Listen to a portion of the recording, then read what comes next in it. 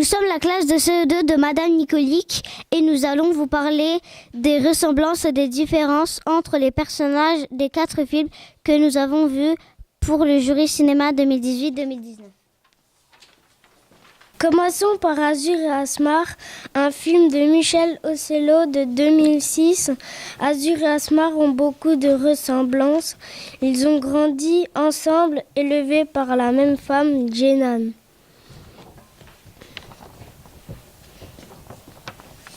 Elle faisait attention à ce qu'ils aient la même chose.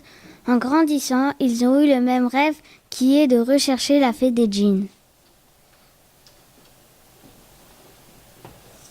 Ils ont besoin l'un de l'autre pour accomplir leur mission. À la fin, ils vont se marier avec la fée des djinns et la fée des elfes, sa cousine. Azur et Asmar ont aussi des différences. Ils n'ont pas la même couleur de peau. L'un a les yeux bleus, l'autre marron. Ils n'ont pas la même origine, mais ils sont frères de cœur.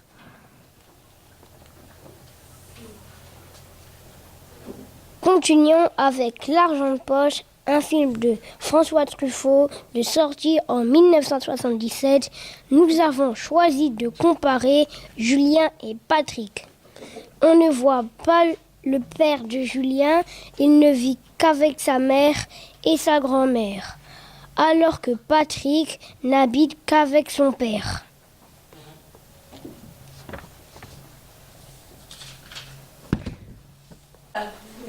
Julien est habillé pauvrement et toujours de la même façon, tandis que Patrick est vêtu normalement. L'appartement de Patrick est plutôt joli et propre. Julien, lui, habite dans une cabane délabrée. Le papa de Patrick est handicapé. Il s'occupe bien de son fils et ils s'entendent très bien. Grâce au médecin scolaire, on apprend que Julien est maltraité par sa mère et sa grand-mère. Il part vivre dans une famille d'accueil où il aura sans doute une vie meilleure. Poursuivons avec La Guerre des boutons, un film de Yves Robert de 1962. Les Vellerons et les Langevernes s'affrontent et pourtant ils ont beaucoup de ressemblances. Les deux camps sont des enfants. Ils habitent tous dans des villages à la campagne. Ils ont les mêmes armes en bois.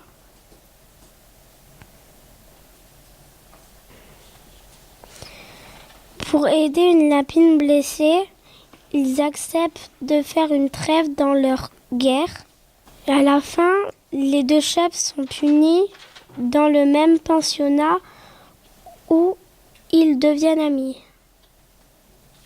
Terminons avec le tableau, un film de Jean-François Laguioni de 2011. Les Toupins vivent dans un beau château où ils font très souvent la fête. Ils se sentent supérieurs aux Paffini. Les Paffini vivent dans une tente dans la forêt, leur vie est moins amusante.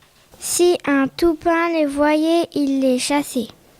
Les Toupins vivent dans la lumière alors que les Paffini sont dans l'ombre. Heureusement, à la fin, tout va changer grâce à quelques personnages. Les Paffini peuvent se peindre eux-mêmes. Ils seront plus beaux que les Toupins.